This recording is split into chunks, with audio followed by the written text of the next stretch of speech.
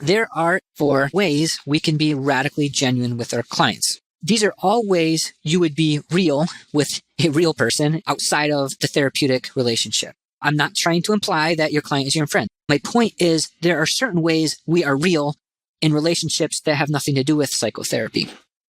One way is through cheerleading. Let me use the example of a friend. Sometimes what your friend needs is a little pep talk. Come on, you've got this. I know you can do this. I've seen you do this before. You're going to rock this. Another way we can be real with a friend is through appropriate self-disclosure. Something you might tell your friend is, oh my goodness, yes, I do know what it's like to lose a job. That was one of the worst times of my life. I just had so much anxiety when that happened. That's some self-disclosure.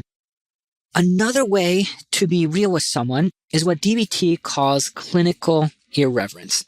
This is basically when we speak truth to a client that they need to hear, but not quite in the way that they were expecting. It has some shock value, but ideally some humor. The whole point of irreverence is to help the client become more dialectical, to see the situation that they're in from a different perspective. Let me give you an example of this. I used to work with adolescents in a residential treatment facility. Once I had a client in residential placement tell me, I think I'm going to run away. I simply asked him, well, have you thought through your escape plan yet? He said no.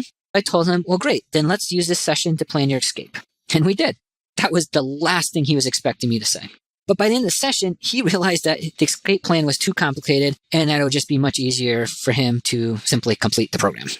That was an example of irreverence because I spoke truth to him that I needed to hear, but not in the way he was expecting. And it even had some shock value, but also some humor.